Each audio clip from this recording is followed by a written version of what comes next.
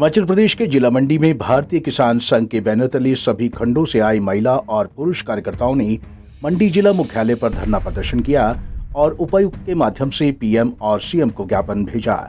इनका आरोप है कि किसानों को उनकी उपज का लागत आधारित लाभकारी मूल्य नहीं मिलता। न्यूनतम समर्थन मूल्य तय होने के बावजूद मंडियों में किसानों की उपज उससे कम मूल्य में बिकती है। कृषि उत्पादों के मूल्य को हमेशा नियंत्रित रखा गया, जिससे स्वतंत्र बाजार व्यवस्था विकसित नहीं हो सकी और अब खेती करने के सामान भी महंगे होते जा रहे हैं, लेकिन न्यूनतम समर्थन मूल्य बहुत पीछे छूट गया है। हमारा मुख्य मुद्दा है कि किसानों को लागत के आधार पर लाभकारी मूल्य मिले। जो न्यूनतम समर्थन मूल्य मिल रहा है वो कुछ फसलों तक है और कुछ राज्यों तक सीमित है। इसको एक न्यूनतम मूल्य निर्धारित करे सरकार और उसके नीचे कोई भी ट्रेडिंग नहीं हो। अगर कोई ट्रेडिंग करता है, मान लो एपीएमसी है या आपकी निजी व्यवस्था है या सरकारी व्यवस्था है, उसके नीचे कहीं ट्रेडिंग होती है, उसे दंडनीय अपराध माना जाए। तो दंडनीय, क्योंकि आज तक न्यूनतम समर्थन मूल्य पे केवल देश भर में 9.5% खरीद होती है।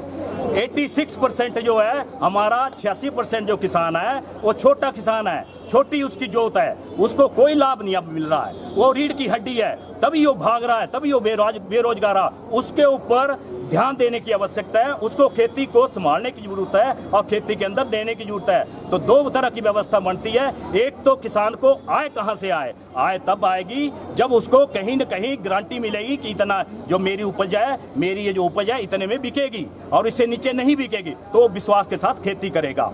ये पहला विषय। दूसरी बात यह है कि आय को का लागत को संस्थानों को चाहिए, सरकारों को चाहिए, विभागों को चाहिए कि जो कृषि की आय है, लागत है, उसको कम करे, कॉस्ट ऑफ प्रोडक्शन को डाउन करे। ऐसी टेक्नोलॉजी आज उसको चाहिए। इसके साथ ही बात आती है कि तीनों कानूनों को भारत सरकार ने जो 5 जून को अध्यादेश के विरुद्ध लाए थे और 20 सितंबर को जो कानून बनाए थे, उसको लागू करे संशोधनों के साथ।